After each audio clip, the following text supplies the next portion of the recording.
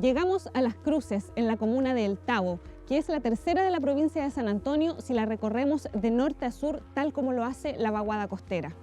Además de destacar por su belleza y riqueza natural, esta localidad ha sido la casa de artistas de diversa índole, el escritor y guionista Gustavo Frías y el antipoeta Nicanor Parra. Vamos a conocer el pueblito de artesanos de Las Cruces, que nació en 2018 y será el punto de encuentro con nuestro entrevistado de esta jornada, el ilustrador Andrés Julián.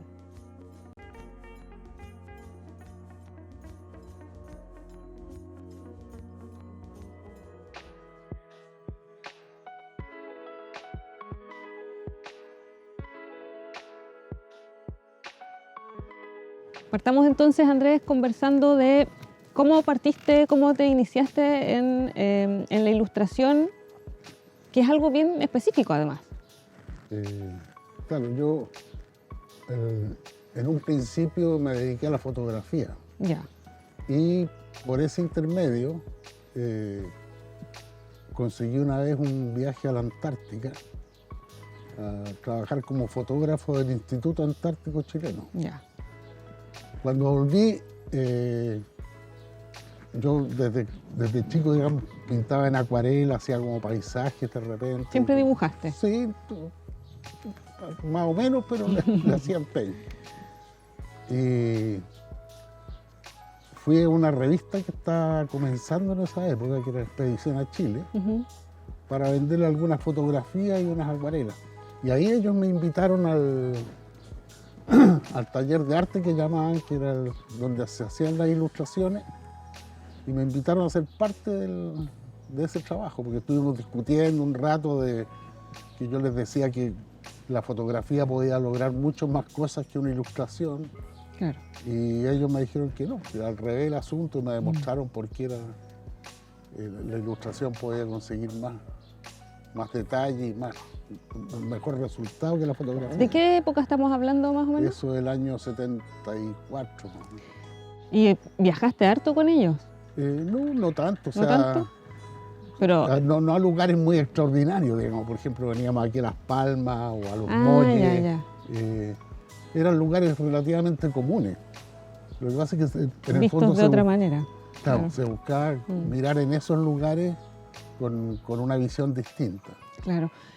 ¿Y qué te gustó de la ilustración? ¿Encontraste eso distinto? Bueno, yo siempre quise dibujar bien, digamos, y pintar bien, entonces se me dio la posibilidad, y además era una fuente de trabajo, o sea, claro, pagaban un sueldo que no era malo, digamos, y en esa época cualquier trabajo servía, ¿no? Claro. ¿Y en esa época tenía más valor para las revistas la ilustración que hoy día o se ha mantenido? Mira, lo que pasa es que esa revista fue pionera en varios sentidos. Fue la primera revista de naturaleza que se hizo aquí a nivel, digamos, público en general. Y fue... Con un interés científico. Claro. Claro. Un poco de divulgación científica, digamos. Exacto. No estaba enfocada en lo científico. Ya. Y fue primera vez que se ilustró naturaleza chilena por ilustradores chilenos. Ya. Bueno, claro. Todo lo anterior, digamos, había muchos libros de naturaleza, pero siempre fueron ilustradores extranjeros los que hicieron el trabajo. Ya. Entonces aquí se produjo eso de que se empezó a armar, digamos, un equipo de ilustradores. Se inició ahí, digamos, en esa la época. Ilustración chilena. Sin embargo, tú no partiste, o sea, no estudiaste artes, tú estudiaste otra cosa. Claro, yo estudié arquitectura. Y harto tiempo, según me dijiste, sí. Yo pensé que era un par de años. Como 5 años en Estuviste a punto de terminar. De Chile, pero nunca quise ser arquitecto, entonces no me esforcé, digamos, por sacar el título ni nada. De ahí me dediqué con un amigo, digamos, a trabajar en fotografía. ¿Te ayudó igual la arquitectura? Sí, porque la arquitectura da una visión más científica, no tan artística. Claro, o sea, más técnica. Más técnica, digamos. Y el trabajo que yo realizo, digamos, no es arte, es una técnica totalmente. He leído varias entrevistas donde, como para que pudiéramos explicar a qué te refieres con eso, donde tú señalas efectivamente que lo que tú realizas no es artístico o no es tan artístico. No, yo diría que no es nada de artístico. O sea, Ujú. para mí el arte son las cosas que nacen del espíritu. ¿No es cierto? Un pintor, por ejemplo, se le ocurre algo que le nace hacer un cuadro. Ajá. Yo no, pues yo hago una ilustración si me pagan para hacerla, digamos que no. Yo no me siento a inspirarme a hacer ilustraciones en mi casa. Es O tu sea, oficio, tu hago trabajo. cosas por gusto, obviamente. Por ejemplo, estuve dibujando pájaros ahora último y al principio financiado y después lo seguí por mi cuenta. Pero quizás te refieres tú a que en realidad no es algo como expresivo de lo que tú puedas sentir, sino que Claro, una técnica de dibujar algo que quede fiel a la realidad y que sea bonito, digamos, o sea, que sea y a gusto del cliente. O sea, yo no trabajo al gusto mío. O sea, obviamente hay mucha gente que le gusta lo que yo hago, entonces por eso acuden. Pero si tú tienes ganas de que yo te pinte un gorrión con los ojos verdes, tú estás pagando para eso, digamos, y mi obligación es hacer el gorrión con los ojos verdes y que se vea bien. ¿Ahora un gorrión tiene el ojo verde? No, No. no. Y, ya. ¿Te fijas? O sea, el cliente puede pedir cualquier locura y uno está en la obligación de hacerlo porque le están pagando para eso. ¿Y cómo es ese momento del dibujar? ¿Realizas dibujos con observación ahí en vivo, pero Sí. en realidad Mira, de todo. ¿Se puede? Cuando se da la posibilidad, digamos, y hay material fresco, como por ejemplo ahora estoy dibujando cosas de botánica, ya? entonces, claro, ahora andaba buscando para que afuera una rama de un árbol que tengo que dibujar, porque el ideal es tenerlo ahí Claro. en vivo y en directo, digamos, pues la fotografía en algo altera la forma de las cosas, porque ya te la traspasa a dos dimensiones, ¿verdad? Claro. Que es distinto a verlo en tres dimensiones, que uno lo puede mover y ver. Y en el caso de las aves, hay fotografía, me imagino, Sí, es lo más fotografía, recurrente. claro. Sí, recurre a internet y ahí hay información de todo. Ahora igual me llama la atención porque también parte de lo particular y lo bonito de tu trabajo es que observar, mirar, también es parte de tu trabajo. Claro. O sea, Claro. has desarrollado una capacidad de fijar Claro, uno imágenes. va sabiendo qué cosas son las importantes de destacar en una ilustración. Por ejemplo, cuando yo dibujo animales, por ejemplo, hay muchos ilustradores que parten dibujando el ojo y se entretienen, hacen el ojo Sí, y es van verdad. haciendo la ilustración. Yo lo hago al revés, digamos, yo hago todo el animal y al final, Como la forma completa. claro, trato de que se vea lo más vivo posible y cuando ya lo siento logrado, ahí le dibujo el ojo, que es como lo que le da la vida a la ilustración. Es verdad. Y los ojos de los pájaros parecieran ser muy particulares además, porque están Sí, como todo, tan despejados, tan... Y cada animal tiene Mm. una expresión distinta y casi siempre la da la mirada. Sí. ¿Y esa capacidad de observación la tuviste desde niño? No sé, yo creo No. porque desde chico, digamos, con mi hermano nos dedicamos por ejemplo, a hacer insectarios, Ya. a recolectar cosas. Mis padres, por suerte, siempre nos llevaron a lugares deshabitados, veraneábamos en carpas, entonces estábamos siempre bien cercanos a lo natural. Ya. Y ahí uno aprende a observar. Entonces, quizás más partiste por el lado de tu como apego o vínculo con la naturaleza y eso, Claro. más que por el dibujo propiamente tal. Claro, ¿no? Si yo, como te digo, yo aprendí a dibujar para poder seguir en este oficio el año 74. Yo ya era adulto hacía tiempo. O sea, desde Ya. un inicio lo miraste como un oficio, como un trabajo que No, te porque me permitió encantó, me subsistir. encantó más encima el trabajo que hacía la revista, que daba la posibilidad de viajar y todo eso. Vi unas fotos de la revista, dime si eres tú o no, en que apareces como bajo el agua dibujando. Sí. Sí. ¿Cómo es eso? Igual que arriba, ¿no? Se dibuja se usa un trozo de acrílico blanco y se le pasa lija, alguna lija más o menos fina. Y ahí uno con lápiz de estos de madera, el común y corriente, uno puede dibujar debajo del agua. O escribir, anotar, qué sé yo. Y ahora, en esa época que estabas relativamente comenzando, igual esas experiencias tienen que haber sido, pero Claro, geniales. Claro, yo la aprendí de la gente que muestreaba, de los otros buzos, digamos, que usaban estas tablillas para anotar los datos debajo del agua, las medidas y todas esas cosas. Ya. Y ahí yo me di cuenta que podía dibujar debajo del agua. ¿Y sabías bucear cuando empezaste a Sí, trabajar? ¿Sabías? Sí, Ya. sí, no, yo, como te digo, como íbamos en carpa, normalmente a mi papá le gustaban las playas del norte, Ajá. viajaba con algunos amigos, por ejemplo, en septiembre, y buscaban una playa donde no hubiera nadie. Entonces, claro, que hubieran cerca agua, alguna cosa donde comprar. Un negocio algo. pequeño y... Claro, pero nada más. Y ahí nos íbamos en carpa y él era buzo. Entonces, desde chicos, con mi hermano nos metíamos al agua, las pozas ahí mirando. Nos compraba máscaras y de todo para poder bucear.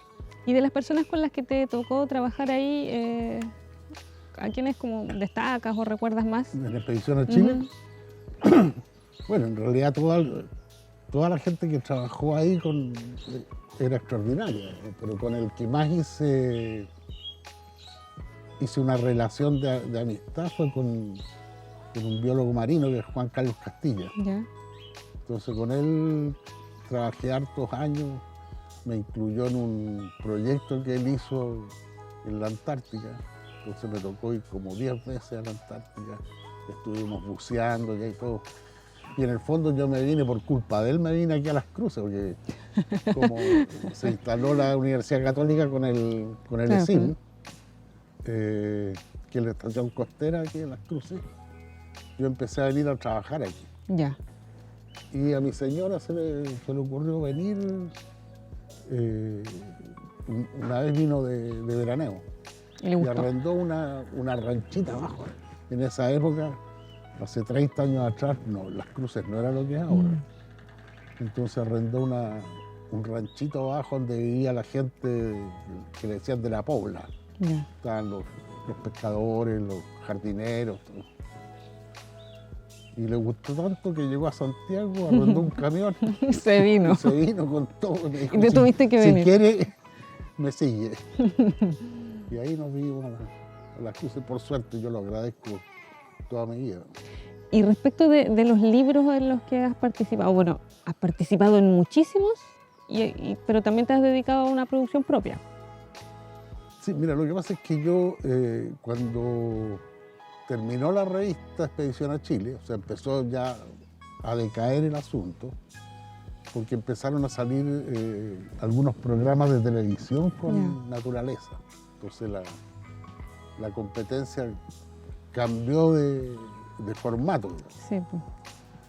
Y entonces yo me retiré de la revista y con un grupo de ilustradores pasamos a formar parte del equipo de Adriana Hoffman, que estaba haciendo los libros de botánica. Y paralelamente yo empecé a trabajar también con editoriales, ilustrando cuentos infantiles, haciendo portadas, textos escolares, todo. Ya otro tipo de ilustración. Claro, otro tipo de ilustración. Ya. Y eso me mantuvo durante, no sé, 35 años. Harto tiempo. Claro, hasta Pero- que me aburrí.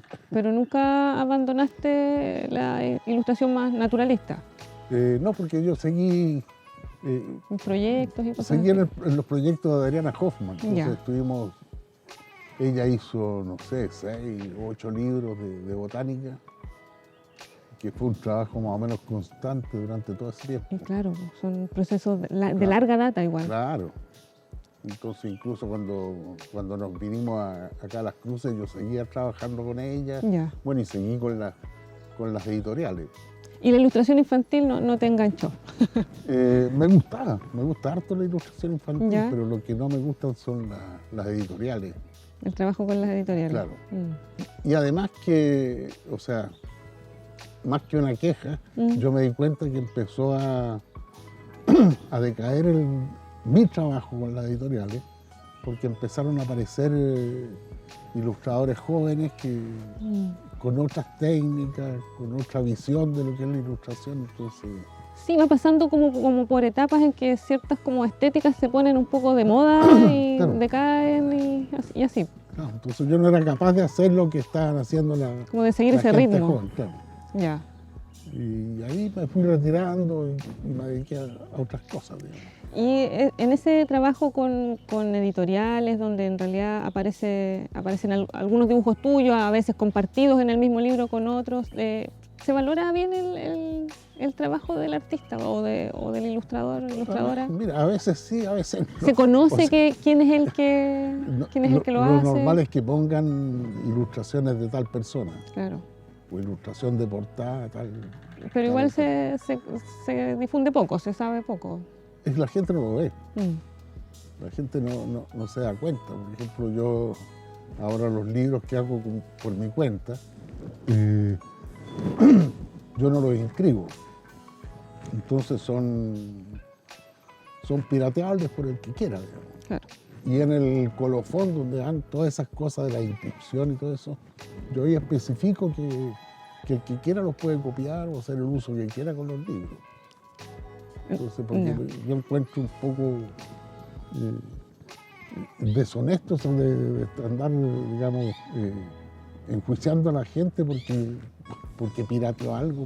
Además, en un país en que adquirir libros Claro, para algunas personas y para muchas personas es un verdadero lujo. claro. ¿No ha sido un tema para ti el de No, derechos y los cosas por el los estilo? derechos no, para nada. ¿Y qué aceptación han tenido tus libros, tus trabajos propios? Que me decías que además incluso tú los empastas. Claro, yo lo hago todo, digamos. O sea, los ilustro, los diagramo, los imprimo, los Ya. empasto y los vendo. Entonces, todo el trabajo completo de una editorial lo hago en mi casa. Ya. Y me ha ido bien, súper bien, por suerte. Que además en la época, como lo comentábamos antes, en la época del internet, de las ventas por internet. Claro, eso me ayudó mucho a la venta de los libros. Entonces yo los promociono, qué sé yo, ciertos, por ejemplo, de los últimos que he hecho de pájaro, los promociono hay varios sitios donde hay observadores de aves. Sí, cada vez Y más, ahí los cada vez pongo. más. Claro, y me acuerdo cuando hice el primer libro, lo empecé promocionando por Instagram, Ya, que es un poco más limitado. Sí. Y algo solté, digamos, en los sitios de Facebook de observadores de aves, y se empezó a interesar demasiada gente. no tenías tantos. Claro, porque yo lo hago en mi casa, entonces en esa época tenía una por impresora, ponte tú, y yo podía hacer 1 o 2 libros al día. Ya, ¿Sabes? Entre imprimirlo. una producción totalmente empastarlo, artesanal. Claro. Entonces no daba abasto como para muchos pedidos. Y en ese trabajo como de difusión, ¿también te dedicas tú solamente o tenés ayuda de alguien? No, yo me dedico solo a eso. Bueno, tengo ayuda, por ejemplo, aquí en el pueblito hay un Luis que tiene como una librería, él vende mis libros. Ya, Y tengo una amiga en Roca de Santo Domingo también que ella tiene una tienda como galería de arte y ahí también vende mis cosas, mis libros, claro. ilustraciones. Yo te preguntaba también por el tema de las redes. Como, ¿te es necesario a ti hacer difusión a través de redes o la gente que anda buscando ese tipo de libros aparece? No sé, porque yo No. partí, digamos, haciendo difusión. O sea, yo tomé, por ejemplo, Instagram como mi oficina. Ya, Entonces ahí yo publico mis cosas, yo le dedico un cierto tiempo todas las mañanas como si fuera la oficina. Veo las cosas que se están haciendo, o publico las cosas que yo hago, promociono lo que voy a hacer y todo eso. Ya.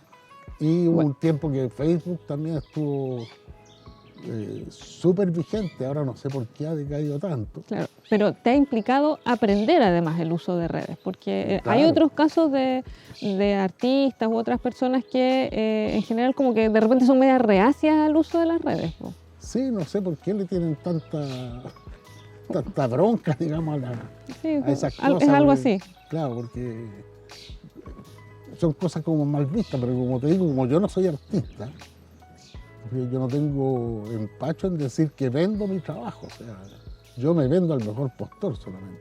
Pero además es discutible, es un concepto bien discutible porque efectivamente lo que uno esperaría es que seas o no artista, pero que un artista también pueda vivir de su trabajo. Pues sí.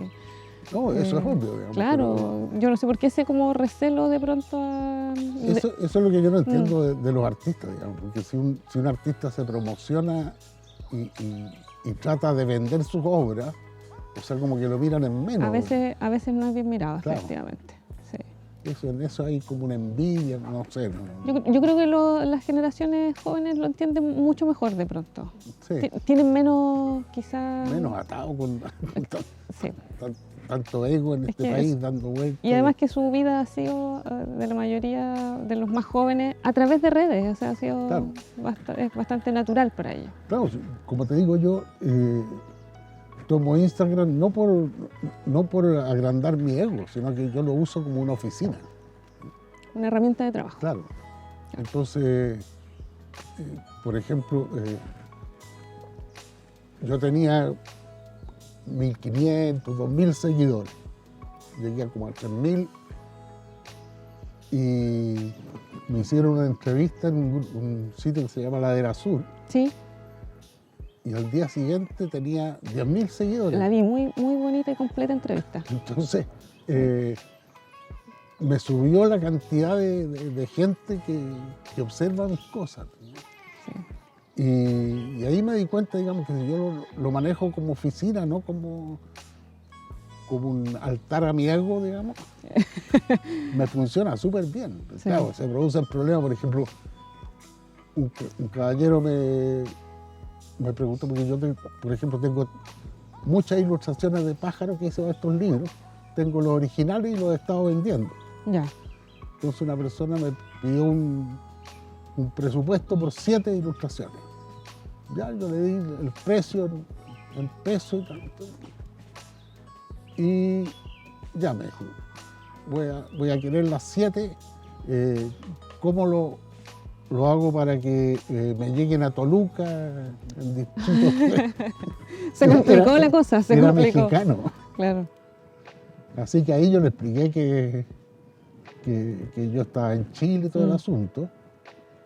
Y transformamos a dólar y todo el asunto. Igual siguió interesado. Entonces, claro, ahora tengo que mandar dibujos a México, no tengo idea cómo hacerlo. Y me tienen que pagar desde allá, tampoco sé cómo, no tengo idea cómo se manejan las cosas internacionales. Entonces, estoy tratando de informarme.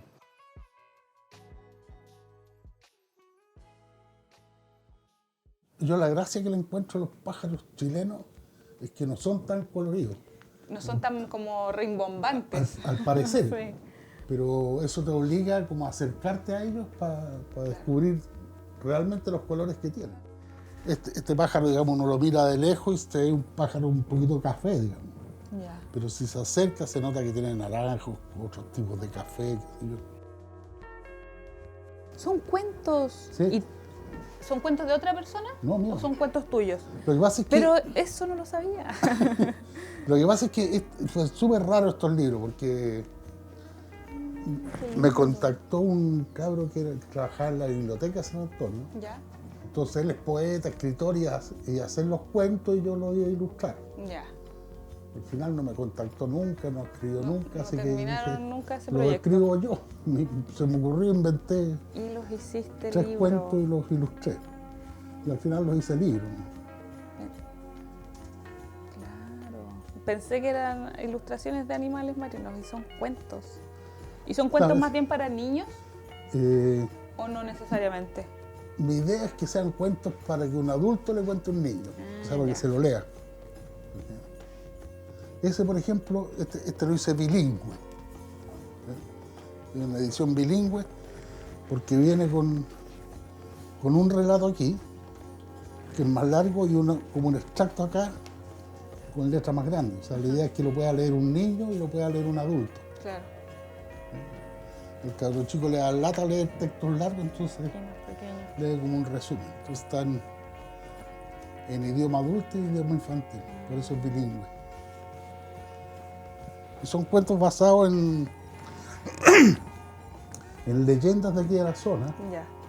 pero como no hay leyendas, yo las inventé. Entonces es de cómo aparecieron las piedras ágata en Isla Negra, por ejemplo. No, de las ágatas en Isla Negra, es de las gaviotas migratorias, la gaviota de Franklin. Y de cómo llegó el esqueleto de ballena que hay en el museo. Está en el museo. Claro. La historia de la ballena que llegó ahí. Este fue mi primer libro, fue el que hice con la editorial universitaria. Ya. ¿Okay? Es el único que tiene inscripción. Entonces era como la idea era mostrar, hacer un recorrido por todo el litoral de la provincia, mostrando los humedales que se pueden visitar. Y esto eran 2 tomos con la municipalidad. Claro. Esta era la parte más terrestre y el otro es de la parte más costera, la parte de mar. Ya. Pero no me quedan de eso. Y estos son los últimos que estoy haciendo yo, son los de pájaros. Entonces está el relato de cómo hablan los pájaros, de lo que dicen, distintas conversaciones con ellos. Y son como un poco autobiográficos también, ¿no? Tú hablas de ti. En el fondo hablo de mi relación con los pájaros. Ya. Entonces no es un libro para identificar pájaros, sino que para disfrutarlos un rato nomás. Es lo que hace la gran mayoría de la gente en realidad, ¿no? Claro. La observación. Y una vez que le sienten el gusto, empiezan a instruirse, a saber dónde verlos, cómo observarlos. A informarse más detalladamente. Y mi idea es que aprendan a hablar con ellos. ¿Qué hay que hacer para eso? Sentarse y conversar con ellos, escucharlos. Escuchar lo que dicen, tratar de entender cuál es el lenguaje que están tratando de demostrar.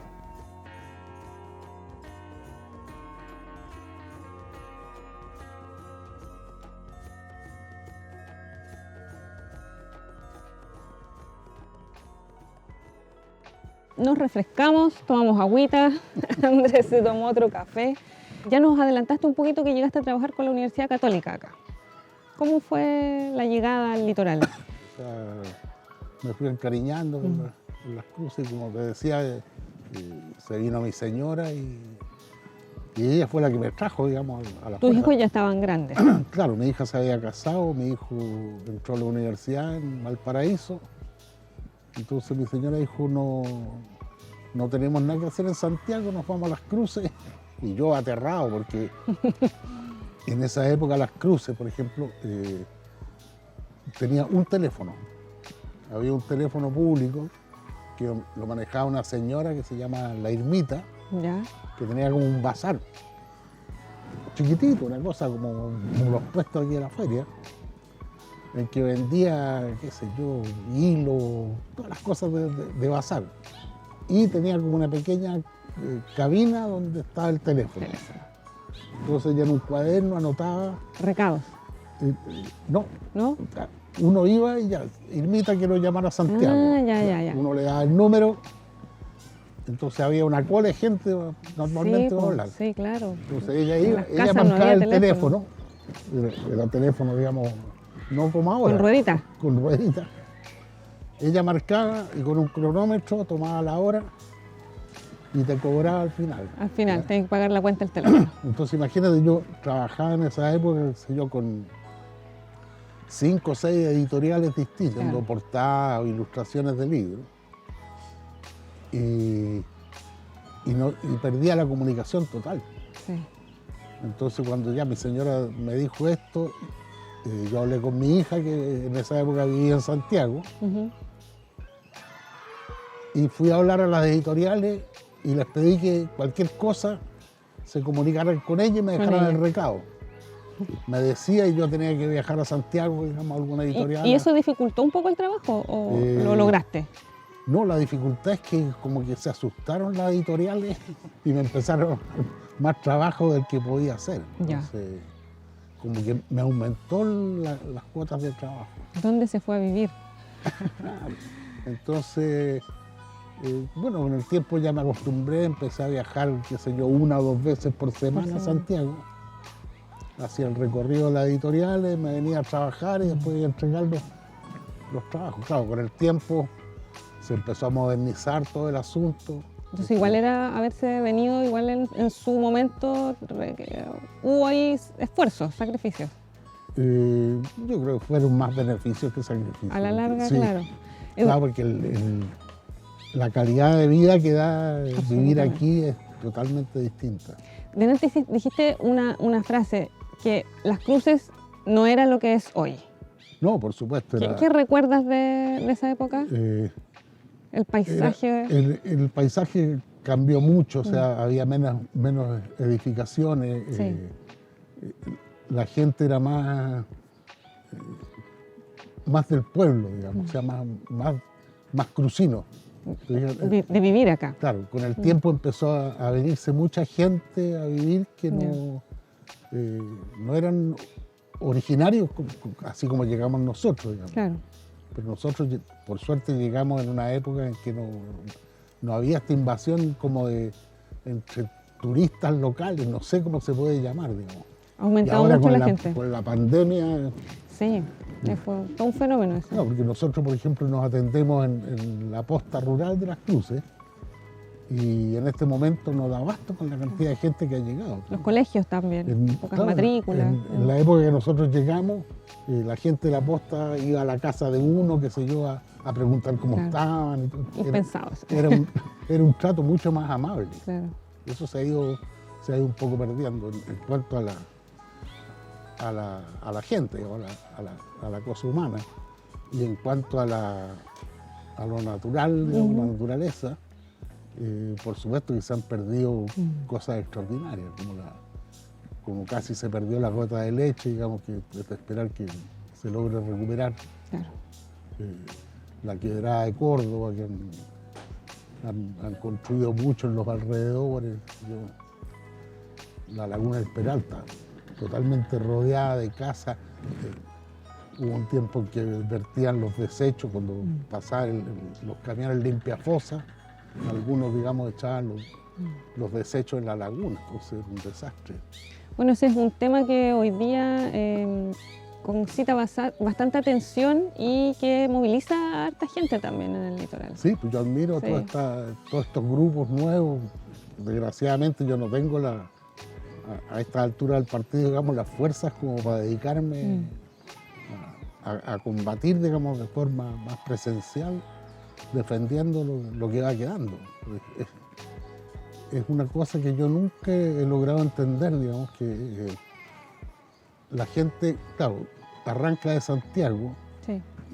y empiezan a santiaguizar. A traerse Santiago para acá. Claro, ¿te fijas? Sí. Entonces, no sé, pues se va perdiendo calidad de vida por esa causa. Pero pareciera ser que las generaciones nuevas tienen ahí un gen más sensible que el resto. Sobre todo los niños lo veo yo. Como Sí, no, ahora la sensibilidad con los animales. no es raro que uno bote un papel en la calle y un niño detrás lo recoge y lo echa al basurero. Sí. Entonces, la vergüenza te hace un Algo, poco algo. crear la conciencia que no nos inculcaron a nosotros. Sí. Y la gente joven en general, por lo menos la de aquí de Las Cruces, hay muchas como agrupaciones juveniles que se han dedicado a la defensa de su territorio. En mi caso, yo soy de una generación en que estos temas cuando éramos niños se mencionaban y yo tengo casi 40 años. No imaginé que en algún momento yo iba a poder ver esa debacle que estábamos produciendo los seres humanos, que efectivamente iba a faltar el agua, o que el cambio climático efectivamente iba a provocar cambios a nivel de la flora y la fauna. Entonces, para mí, en lo personal, es como, chuta, era real, era real. Claro, pero cuando te empiezan a hablar, digamos, de los problemas serios, te dicen en 50 años más tal cosa. Y uno cree que no va a vivir 50 años. O sea, yo no voy a vivir 50 años más. Entonces, pero los niños sí. Claro, los niños sí. Entonces, si no toman conciencia ellos, esta cosa va o sea, ya va al descalabro. O sea, a mí no me gusta ser demasiado pesimista, pero la cosa ha ido al descalabro y yo aprendí, por ejemplo, de Juan Carlos Castilla, porque normalmente la gente habla de la ecología como desde un nivel superior. ¿Te fijas? Sí. La ecología produce tales cambios en los animales. Y lo que plantea, que revolucionó, digamos, un poco la ciencia, Juan Carlos Castilla, es que el hombre es parte de la ecología. O sea, uno no puede hacer los estudios separando al hombre del medio ambiente. Claro. Entonces, claro, por ejemplo, no somos solo espectadores. En la estación costera de aquí de Las Cruces, se separó al ser humano de ese territorio, que son, no sé, 400 metros de costa. Y dentro de la estación costera hay 100 veces más aves que afuera de la estación costera. Increíble. Tú caminas por las rocas y a 2 metros hay una gaviota con un nido con pollo. Y es lo normal dentro de la estación. En las pozas tú ves locos, qué sé yo, ya de tamaño extra comercial. Bueno, cuando nos tuvimos que encerrar por la pandemia, los animales... Claro, tomaron su lugar. Estaban felices, estaban felices. Claro. Yo, bueno, y en todo este movimiento que llama harta juventud, me imagino que tu trabajo se hace conocido entre los jóvenes también. Sí, yo pienso que sí. Porque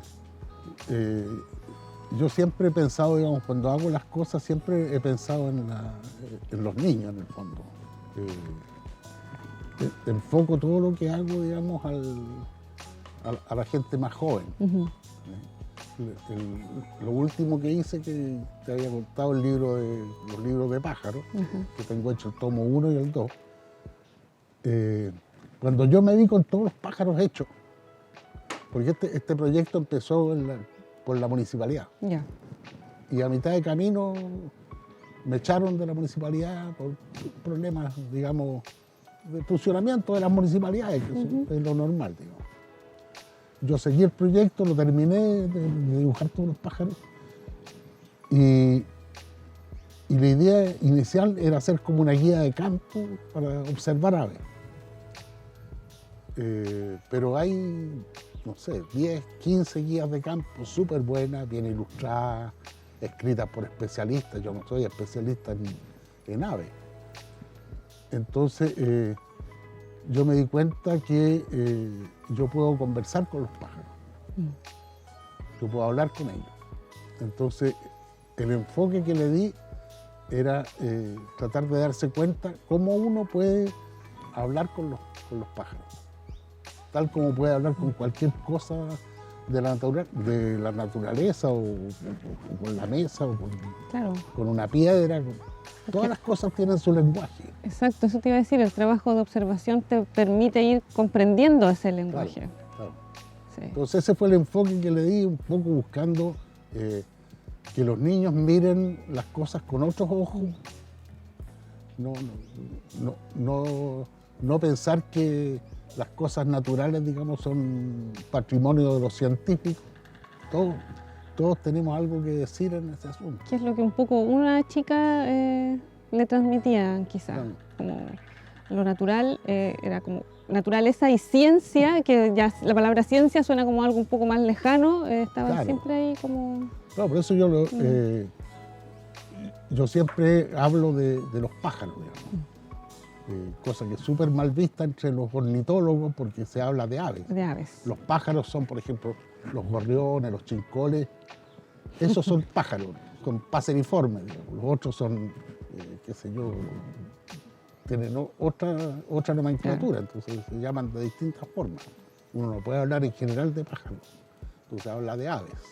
Lo otro que me decías es que la presencia de mujeres es algo que ha marcado ese Claro, espacio y la ilustración. No me gusta mucho hablar de eso porque me miran feo, pero... ¿Por qué? Porque según lo que yo veo, digamos, cuando la ilustración dejó de ser rentable, la tomaron las mujeres, porque no necesitaban ganar plata, digamos, entonces lo hacían más por amor al arte. O sea, claro, quizás más que no necesitaban... Lo o sea, yo normal- creo que siempre necesitamos ser independientes, siempre lo necesitamos. Pero lo normal en este país, hasta hace no mucho, Sí, era que la mujer no mantenía el hogar. claro. Era En una la época dueña fue de así. casa y cuidaba a los niños. Entonces tenía el tiempo de tomarlo esto como hobby. Porque lo dejaron los hombres y no, como que no había mercado, pero con la sensibilidad que tiene la mujer le dio un giro a la ilustración científica y la transformó como en ilustración naturalista. Entonces pasó a ser una cosa un poco más decorativa. Pero Y se fue profesionalizando en el camino. Claro, o sea, son tan profesionales como un ilustrador científico. Lo que pasa es que cuando uno trabaja en ilustración científica, si uno va a dibujar un pez, el pez tiene que estar horizontal y mirando hacia la izquierda. Eso es muy claro.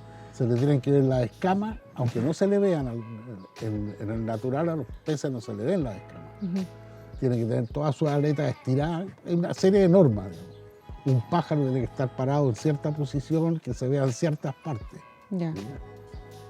Ahora la ilustración naturalista no, o sea, uno puede ver en perspectiva al pájaro, lo puede poner con un fondo de algún color o parado en alguna rama, o agregarle cosas, como hacerlo más decorativo. Claro. Y Que eso ayuda a la ha sido un difusión, auge, absolutamente. un auge grande, o sea, Sí. y se hacen libros, ahora digamos los libros son más que científicos, son de difusión de la ciencia, entonces ya se mira con otro ojo. Y se ha ido asentando en distintas cosas. Hoy día vemos ropa con ilustraciones de aves nativas, adornos, banderines, he visto tazas. Entonces, de alguna manera, el trabajo de las y los ilustradores está en muchas más partes que antes. Una empresa que contamina, te aseguro que tiene puras ilustraciones de naturaleza para decorar sus oficinas. Es muy probable. No pone de sus Es muy chimeneas probable. ni de sus empresas, sino que ponen naturaleza. Me ha tocado, digamos, hacer, que yo sé que es para lavado de imagen, digamos, hacer ilustraciones gigantes que le regala un empresario a otro. Vamos terminando este capítulo de Vaguada. Hemos hablado de muchísimas cosas. Esperamos que sirva para la difusión del trabajo de las y los artistas de este territorio. Quiero también relevar a otros emprendedores y emprendedoras del arte. En este caso nos acompaña @mel_dsng, como Mel Design, que es la autora de este precioso polerón que tengo puesto hoy día. Recordar que hemos querido en cada capítulo relevar algún emprendimiento del litoral.